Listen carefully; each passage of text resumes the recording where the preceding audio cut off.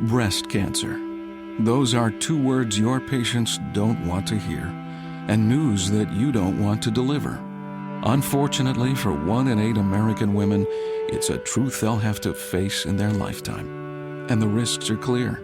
Besides being female, the two major risk factors for developing breast cancer are advancing age and family history.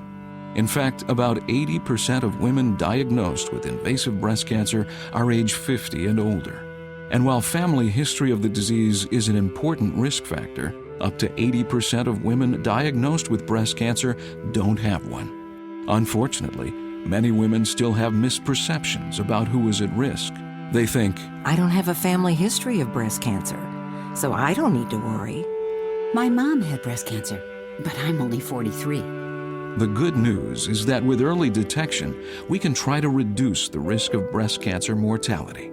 Through awareness and education, we hope to improve patients' willingness to be screened for breast cancer.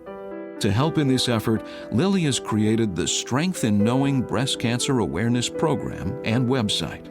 It's designed to educate women about their individual risks and provide a means for them to share this knowledge with others. At strengthinknowing.com, women can hear from professionals as they discuss the importance of knowing the risks of breast cancer. Find out about events they can attend in their city and help spread the message. The resources may also be helpful to you and your practice. There is strength in knowing about the risks of breast cancer. So spread the word today. Visit strengthinknowing.com and tell your patients to visit too. I didn't realize I was at risk until I visited. I told my sister, my mother, and my aunt. This program is sponsored by Eli Lilly and Company. Answers that matter. You're listening to ReachMD XM 157, the channel for medical professionals. Welcome to Advances in Women's Health, sponsored in part by Eli Lilly. Your host is Dr. Lauren Streicher, Assistant Clinical Professor of Obstetrics and Gynecology at Northwestern University Medical School, the Feinberg School of Medicine. The majority of patients tolerate and respond to treatment with the bisphosphonate, dietary calcium, exercise, and smoking cessation. Many patients, however, are not candidates for a bisphosphonate or fail bisphosphonate treatment. Welcome to Advances in Women's Health. Today we are joined by internationally recognized osteoporosis expert, Dr. Murray Favus, a professor of medicine at the University of Chicago Pritzker School of Medicine, author of over 100 scientific articles, 65 book chapters, and director of the University of Chicago Bone Program to discuss emerging therapies for osteoporosis. Dr. Favus, welcome. Thank you. Well, we all know the patient. She either can't take a bisphosphonate, she doesn't want to take a bisphosphonate, HRT isn't an option, she's had minimal response to other medications, she turns to you and wants to know what else is there, what is on the horizon. What is up and coming that you're personally excited about? Well, the pipeline from the pharmaceutical companies is really busy generating some very new, novel agents that are in varying stages of testing and development. To mention a couple of them, the one that's probably closest to being completed in terms of the fracture trials, which is the phase 3 studies looking at the primary endpoint of being fracture reduction. The one most closely ready for scrutiny would be denosumab. Denosumab is a humanized monoclonal antibody against rank L. Rank L is a molecule that regulates the development and proliferation and activity of osteoclasts. And so the monoclonal antibody essentially takes rank L out of the circulation and away from its actions to cause more osteoclastic activity, and in doing so reduces bone turnover and bone resorption. In the phase 2 studies, denosumab showed very substantial increases in hip and spine bone density. And this is a twice-yearly subcutaneous injection, is my understanding? Yes, that's the way it's being tested presently. And how soon do you think it will be available?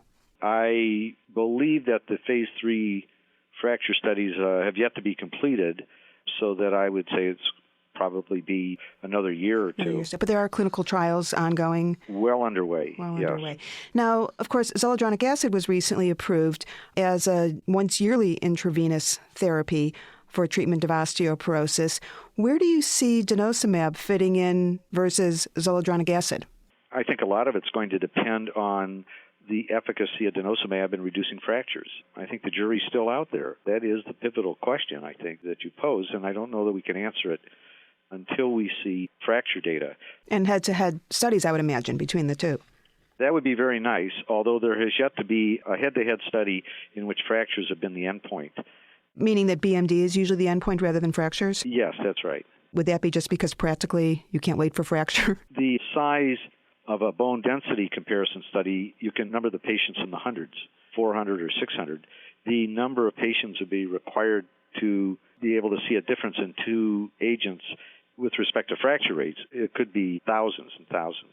Is there any concern with RANK-L, because it functions within the immune system, that there might be potential infectious complications?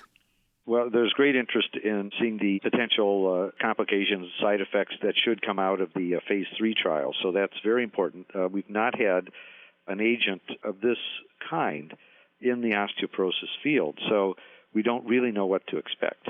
And so not only are we looking for efficacy, but we have to look very closely at potential adverse events in this phase 3 study. And to your knowledge, have there been any significant adverse events?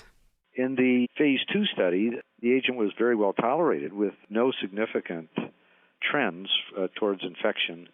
There were some cancers in each of the therapeutic groups, but there wasn't any significant difference. And as far as costs, any idea? Well, this is going to, again, be a variable. These agents are, the use of them is going to be very cost sensitive. And so that will be up to the company to position it. If the cost is favorable, then it may be competing as a first-line agent. So we're going to hear a lot more about that. Now, strontium ranelate, am I saying that properly? My understanding is that it's available for use in Europe for treatment of osteoporosis. Can you talk about that a little bit? Well, strontium is an interesting element because it localizes in bone just as does calcium. You know, it's next to the periodic table. It's right next to calcium. I didn't remember that, but thank you. And so it is actually detected by the DEXA scanners as a heavier calcium, and so it gives higher readings for bone, people who've been treated with strontium. And this is kind of a falsely elevated number. The bone density is really falsely elevated because it's due to the elemental weight of strontium compared to calcium, and not truly an increase in bone. So it doesn't sound like this is one of the ones that you're really excited about having access to. I think there are some potential challenges that would have to be overcome to monitor strontium therapy, but I think the biggest barrier to its use in the United States is that there's no financial incentive for a company to develop it as an agent, to go through all of the FDA requirements for its use. You're listening to Advances in Women's Health on ReachMD XM 157, the channel for medical professionals. I'm Dr. Lauren Streicher, and today I am speaking with Dr. Murray Favus. And of course, we're talking about up-and-coming emerging therapies for osteoporosis. What about the oral calcium sensing receptor antagonists? Well, these agents are designed to kind of fool the parathyroid gland into secreting more parathyroid hormone, so that with the idea that one could achieve with endogenous parathyroid hormone what's been demonstrated with injections of parathyroid hormone, such as with teriparatide. So the idea is if you give an agent that binds to the calcium sensing receptor on the surface of the parathyroid cells, the parathyroid will think that the blood calcium is low and secrete more parathyroid hormone, which in turn will stimulate bone cells. And where are we in terms of clinical trials? Is this something that we should know about, that we're going to hear more about? Well, I think this is going to take a much longer time to evolve. These agents are not well into any clinical trials at this time. And then there's the cathepsin K inhibitors. Anything we should know about those? Well, there's a fair amount of animal studies that have been done to show that these cathepsin K inhibitors can increase bone mass, and there will be ongoing clinical trials with it. It looks like those are underway, and so we'll have to just wait and see what they show. It really sounds like the one that we really need to know about and that we're going to hear a lot more about is denosumab, that's going to be on the forefront of osteoporosis treatment. Yes, I would say in the next year or so, that's on the horizon, and we'll be hearing more and more about it. But let's deal with what we have right now. And given that most people are familiar with bisphosphonate treatments and calcium diet, et cetera, what do you think most clinicians are missing out there? What is there not enough emphasis on in order to get the maximum results from the treatments that we now have available to us? I think the biggest impact has been the appreciation that half of our adult population in the United States is vitamin D depleted. Vitamin D has been taken for granted, if you will, for a long time. We've all been told that foods are fortified with vitamin D, and you can get vitamin D and multivitamins, and it comes with the calcium supplements, and we just are rich in vitamin D, and we don't need to worry about it. Just within the last 3 or 4 years, it's become quite apparent and has caught most all of us by surprise at the extent to which the population has low vitamin D. That's also been coupled with the appreciation that what we have generally been recommending in terms of adequate vitamin D intake is probably inadequate. So what is adequate? There has not been any official change in the recommendations that would come out of Washington. However, the field, the scientists, clinical investigators, epidemiologists working in the bone field feel that the vitamin D intake should be in the 1,000 to 2,000 units per day range at the least. And how does someone get that? Of course, there are sources of vitamin D, mainly from the calcium supplements that we use. Should always select a calcium tablet with vitamin D in it.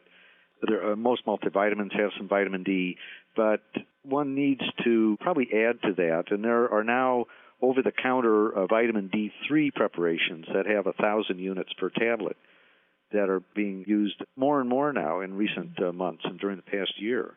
I think we're all aware that the time to attack the vitamin D problem, if you will, is long before someone has significant bone loss.